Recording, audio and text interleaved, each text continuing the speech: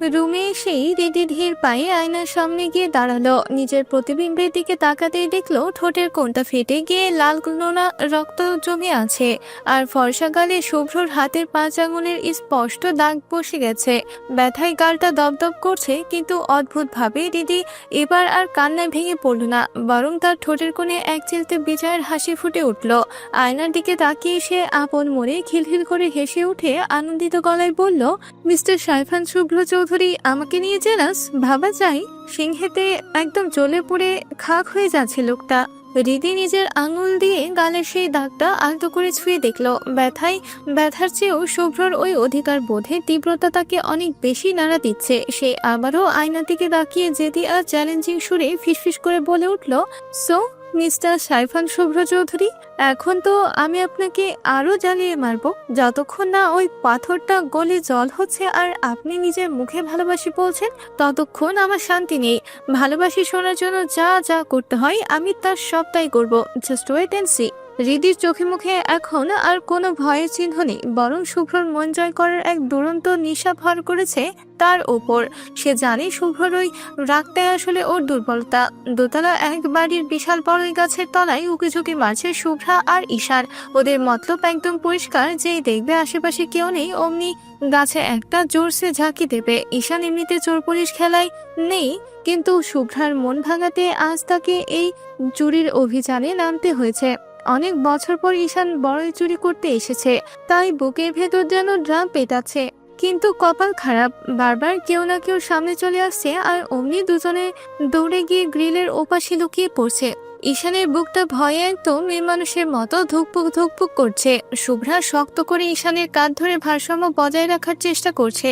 ঈশান ভয়ে হাঁপাতে হাঁপাতে মিনতি করার সুরে বলল, শুভ্রা শোনো না, তোমাকে আমি বাজার থেকে অনেকগুলো বড়ি কিনে খাওয়াবো, কথা দিচ্ছি। আমার না খুব ভয় লাগছে, ধরা পড়লে ইজ্জত আর থাকবে না। শুভ্রার সাথে সাথে চোখ পাকিয়ে ওর দিকে তাকিয়ে বেশ দাপুটে গলায় বলল, কিনে খাওয়ার চেয়ে চুরি করে খাওয়ার মজাই আলাদা, বুঝলেন?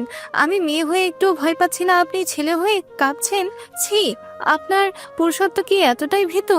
শুভ্রার মুখে ভীত শব্দটা শুনে ঈশানের আতে ঘা লাগলো। সে নিজের ভাবমূর্তি রক্ষা করতে একটু তেজ দেখিয়ে বলল, এই মেয়ে, তুমি জানো আমি কতটা সাহসী? আমাকে ভীতু বলছো কোন সাহসে?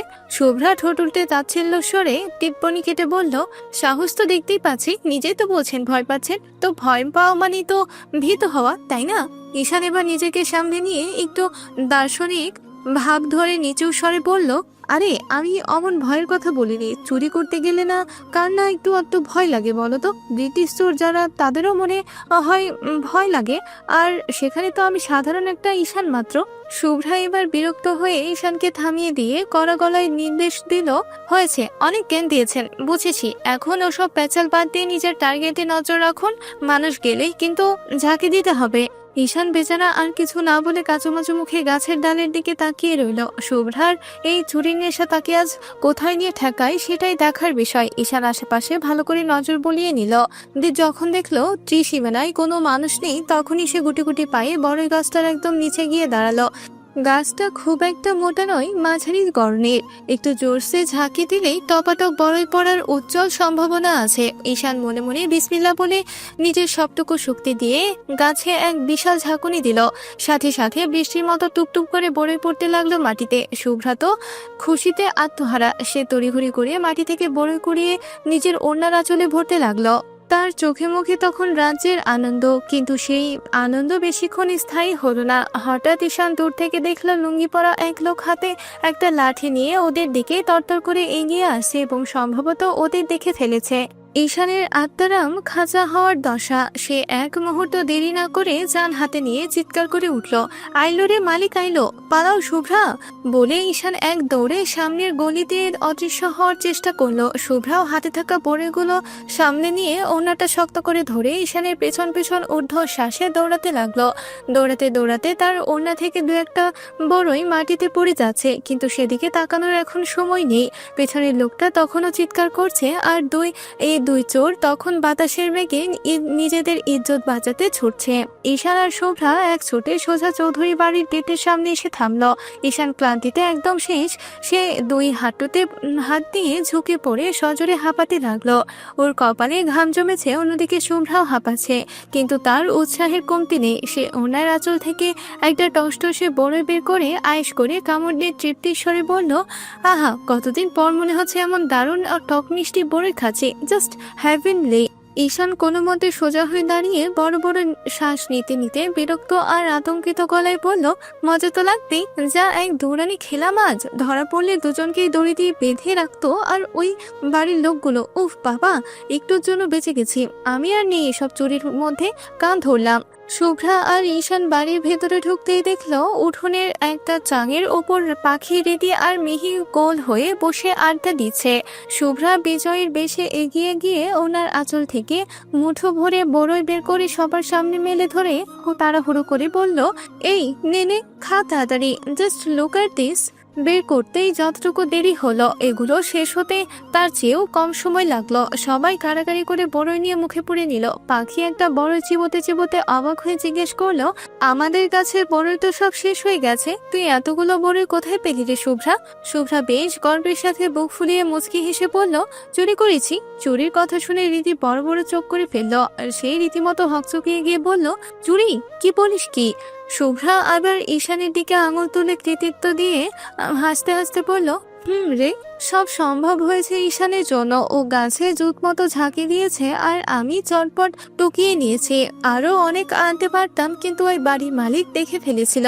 মিহি ঘটনাটা কল্পনা করে হো হো করে হাসতে হাসতে মজা করে শুধালো, তা মালিক দেখে ফেলার পর তোরা কি দৌড়ানি খাস নেই? শুভ্রা ওনারটা ঝাড়তে ঝাড়তে ফুরফুরে মেজাজে উত্তর দিল, দৌড়ানি আবার খাবো না? ভাগ্যিস বড়ই গাছটা বাড়ির কাছেই ছিল, তাই এক দৌড়ে বাড়িতে চলে আসতে দেরি হলো না, না হলে আজ আমাদের কপালে শুনছিল।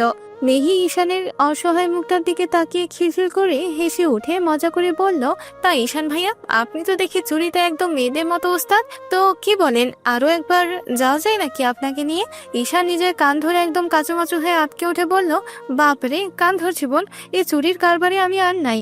যা দৌড়ানি খাইছি, আজও রাতে স্বপ্ন দেখব। বলে ঈশানের এক মুহূর্ত না দাঁড়িয়ে বাড়ির ভেতরে সটকে পড়ল। রীতি, পাখি, শুভ্রা আর মিহি ওর যাওয়ার ভঙ্গি দেখে হাসতে হাসতে প্রায় গড়িয়ে পড়ল। ঈশানের এই ভীতু স্বভাবটা ওদের আত্মার নতুন খোরাক হয়ে দাঁড়ালো। ধীরে ধীরে চারপাশ ঝাপসা হয়ে সন্ধ্যা নেমে এলো। গ্রামের সন্ধ্যাটা শহরের চেয়ে একদম আলাদা, এক অদ্ভুত নিস্তব্ধতা আর হিমেল হাওয়া। মিহি, পাখি, রীতি, শুভ্রার সাথে ইমনও ছাদে এলো। সবাই মিলে ছাদের মাঝখানে গোল হয়ে বসে আড্ডা দিতে লাগলো। রাতের আধারে খোলা আকাশের নিচে কাজিনরা যখন এক হয়, সেই আড্ডার মজাই অন্যরকম। বেশ কিছুক্ষণ পর ফোনে কথা বলতে বলতে ছাদে এলো শুভ্র। ওর পেছন পেছনে তুর্য, রিফাত আর ঈশানও এলো। শুভ্র একবার রেডির দিকে আর চোখে তাকালো, কিন্তু কিছু না বলে একদম ছাদের কিনারায় গিয়ে গম্ভীর মনোযোগে ফোনে কথা বলতে থাকলো।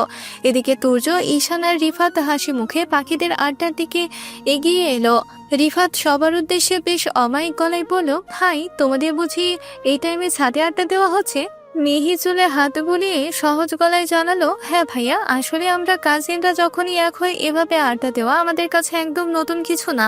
রিফাত এবার একটু সুযোগ বুঝে পরামর্শ দেওয়ার ঢঙে বলল, তা আমি কি তোমাদের এই আড্ডায় জয়েন করতে পারি? পাখি একগাল হেসে অভয় দিয়ে বলল, আড্ডা দিতে আবার পারমিশন লাগে নাকি? দাঁড়িয়ে আছেন কেন, বসেন, যা আড্ডা দিবেন শুরু করেন। মাঝখান থেকে ইমন হঠাৎ উত্তেজনায় লাফিয়ে উঠে সবার মনোযোগ আকর্ষণ করে বলল, ধুর, আড্ডা দিলে কি আর ভালো লাগে? যেহেতু আমরা এখানে অনেকজন আছি, তাহলে চলো সবাই মিলে ট্রুথ আর ডেয়ার খেলি। ইমনের প্রস্তাব শুনে সবার চোখে মুখে উত্তেজনা ঝিলিক দেখা দিল। মিহি ইমনের প্রস্তাবে বেশ সায় দিয়ে উৎসাহী গলায় বলল, কথাটা তুই মন্দ বলিস না রে ইমন, দাঁড়া, তোরা বস, আমি নিচে গিয়ে চট করে একটা খালি বোতল নিয়ে আসছি।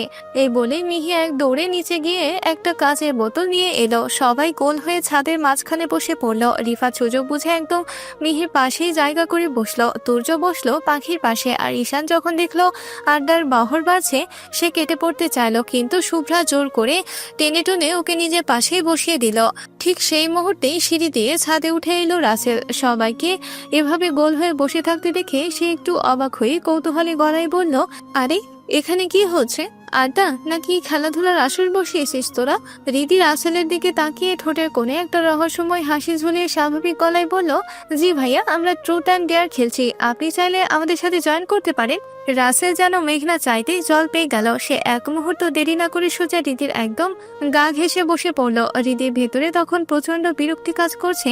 রাসেলের শরীরের উৎকট পারফিউমের গন্ধে ওর দম আটকে আসছে, কিন্তু শুভ্রকে জ্বালানোর জন্য এই হাসিটা ওকে রাখতেই হবে। শুভ্র ফোনের কথা শেষ করে সবার দিকে ফিরতেই ওর চল শক্ত হয়ে এলো। সবাই গোল হয়ে বসে আছে সেটা বড় কথা নয়, ওর নজর গিয়ে আটকেছে হৃদির ঠিক পাশটিতে বসে থাকা রাসেলের ওপর। হৃদির এত কাছাকাছি রাসেলকে দেখে শুভ্রর মাথায় যেন রক্ত চড়ে বসলো। মেয়েটা কি পেয়ে বসেছে ওকে? ওকে না রাগিয়ে দিলে কি ওর পেটের ভাত হজম হয় না? শুভ্র বড় বড় নিঃশ্বাস ফেলে নিজেকে শান্ত করার ব্যর্থ চেষ্টা করলো। তারপর সবার উদ্দেশ্যে বেশ ধমকে সুরে বলে উঠলো, কি হচ্ছে এখানে? তোরা সবাই এভাবে রাস্তার পাগলের মতো গোল হয়ে বসে আছিস কেন? কোনো কাজ নেই তোদের? শুভ্রর এমন রুক্ষ মেজাজ দেখে তুর্য একদম দমে না গিয়ে উল্টো হাতছানি দিয়ে ঢেকে বলল, আরে রাখছিস কেন? খেলা হবে আজ, জমি ক্ষীর হবে। তুইও আয়, এখানে বস, সবাই মিলে খেললে দারুণ জমবে। শুভ্র যেন আগ্নেয়গিরির মতো জ্বলে উঠলো। সে কড়া গলায় নির্দেশ দিল, কোনো খেলা টেলা হবে না, ওঠ সবাই এখান থেকে। ইমন এবার একটু সাহস সঞ্চয় করে প্রতিবাদী গলায় বলল, ব্রো, এটা কিন্তু তো কোনো কাজের কথা বললে না তুমি। আমরা সবাই কত আশা নিয়ে খেলতে বসলাম, আর তুমি বলছো খেলা হবে না? এমনিতে তোমাকে ভয় পেলেও এই মুহূর্তে তোমার এই অন্যায় কথা আমরা কেউ শুনবো না। ইমনের সাথে বাকিরাও একমত হয়ে মাথা নাড়ালো। শুভ্র বুঝতে পারলো এই মুহূর্তে এদের গায়ে জোরে সরানো যাবে না। সে একটা কুটির বুদ্ধি আটলো। সে ধীর পায়ে হাঁটতে হাঁটতে ঠিক হৃদির পেছনে গিয়ে দাঁড়ালো। দুই হাত ট্রাউজারের পকেটে ঢুকিয়ে বেশ ভাব নিয়ে সবার উদ্দেশ্যে বলল, ঠিক আছে তোরা খেল, আমি এখানে দাঁড়িয়ে দেখি। রিফাত এবার শুভ্রকে জোরাজোরি করে বলল, তুই দাঁড়িয়ে থাকবি কেন? আয় আমাদের সাথে বস, সারাক্ষণ তো কাজ নিয়ে ব্যস্ত থাকিস, একটু সবার সাথে খেললে তোরও ভালো লাগবে। রিফাতের কথা শুনে এক চিলতে শুভ্র বাঁকা হাসি হাসলো। হৃদি তখনও রাসেলের পাশে আয়েশ করে বসেছিল। শুভ্র সুযোগ বুঝে নিজের পায়ের আঙ্গুল দিয়ে হৃদির পেছনের দিকে আলতো করে সুড়সুড়ি দিয়ে দিল।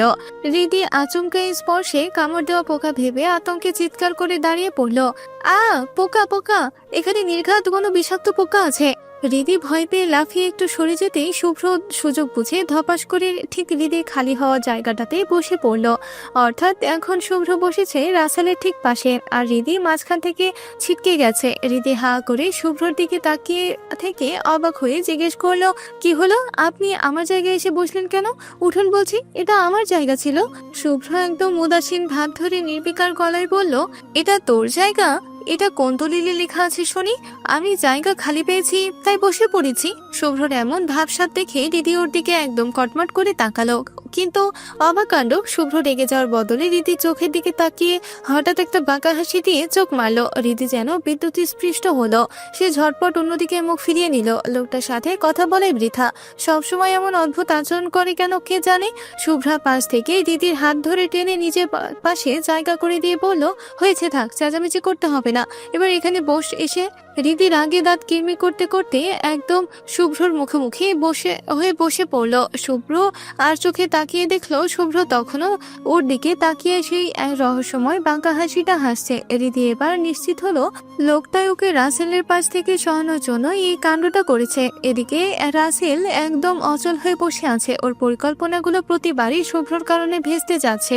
অবশেষে খেলা শুরু হলো। ইমন সজোরে বোতলটা ঘোরাতেই সেটা বনবন করে ঘুরে একদম শুভ্রার সামনে গিয়ে স্থির হলো। শুভ্রা কিছুক্ষণ ভেবেচিন্তে সাহস করে ডেয়ার বেছে নিল। সেটা দেখে তুর্য একগাল হেসে শুভ্রাকে চ্যালেঞ্জ ছুড়ে দিয়ে প্রশ্ন করলো, শুভ্রা, তুমি একটা গান গাও, যে গান শুনে হাসতে হাসতে আমাদের পেটে খিল ধরে যাবে। তবে মনে রেখো, গানটা যেন অবশ্যই হাসানোর মতো হয়, কোনো সিরিয়াস গান চলবে না কিন্তু। এই গল্পের পরবর্তী অংশ আমাদের নতুন চ্যানেলে আপলোড হয়ে গেছে। এই গল্পের পরবর্তী অংশের লিংক কমেন্ট বক্সে পিন করে দেওয়া হয়েছে। সবাই লিংকে ক্লিক করে এই গল্পের পরবর্তী অংশ দেখুন। আর সবাই আমাদের চ্যানেলটিকে সাবস্ক্রাইব করে পাশে থাকবেন। আর যারা এখনো কমেন্ট বক্সে লিংক পাননি, একটু অপেক্ষা করুন। এই ভিডিওর ওপরে গল্পগুলো ভেসে উঠবে, সেখান থেকে ক্লিক করে গল্পগুলো দেখে নিতে পারবেন।